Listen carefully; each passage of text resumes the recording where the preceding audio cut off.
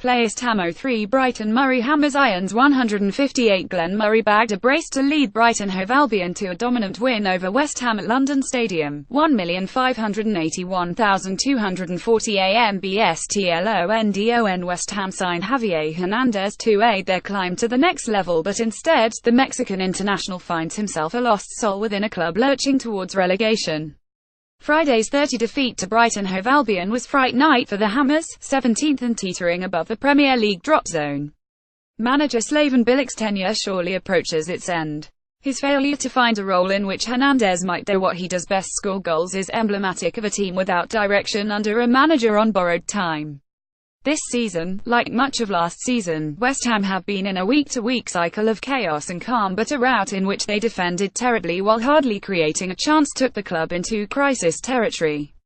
"I have to say sorry to the fans," said Bilic. "It's not the first time, they deserve better than this." Patience with the manager is wearing wafer thin at the London Stadium. Hammers fans are on Hernandez's side, annoyed when Bilic plays him out of position or withdraws him prematurely. They are yet to see anything like the best of a player whose summer arrival from Bayer Leverkusen was given top billing. Co-chairman David Sullivan went as far in August as to suggest Hernandez might potentially the best player who has ever come to the club, but the smile that won worldwide hearts at Manchester United has been a rare sight in East London. He has scored just 3 goals, and those came in 32 defeats at the hands of Southampton and Tottenham. Hernandez is no longer the surprise package he was in Manchester, where Sir Alex Ferguson played him almost as often as substitute than starter and reaped 59 goals from 157 appearances. Bayer's sale price of £16 million, low for today's market, had hinted that, at 29, he might not be the megastar Sullivan predicted, but even at his apex, Hernandez would struggle to carry this West Ham team. Bilic, who seems to have altogether abandoned tactical nuance, prefers to use Andy Carroll as a battering ram, but with Carroll suspended, Hernandez was given the central striker's role he has been craving. When Bilic employs him on the wing, as has repeatedly occurred this season, Hernandez looks what he is, a centre-forward out of position, his body language expressing his discomfort. While he may not possess the brutish power of Carroll, Hernandez is a fine header of the ball, with ability to climb high and get considerable purchase on the ball.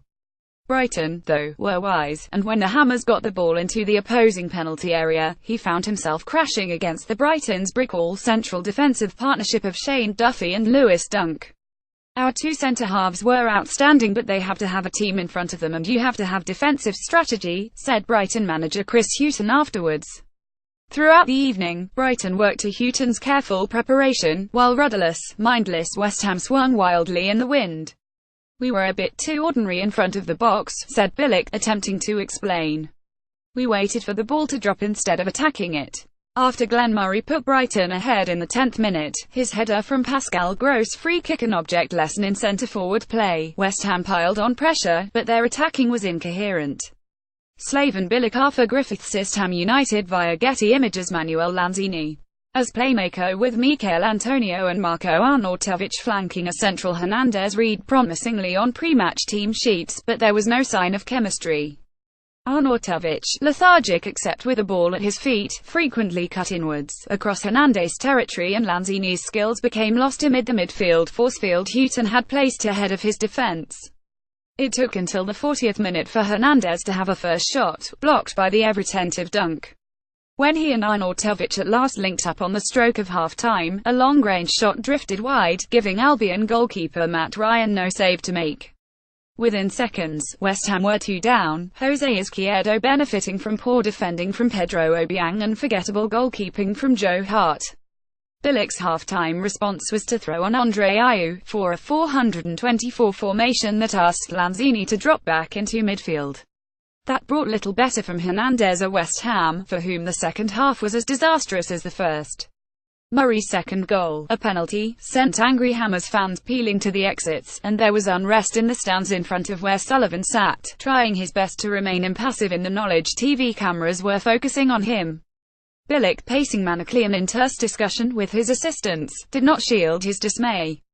"I'm not worried, but I'm realistic on the other hand," he said, when quizzed on his future.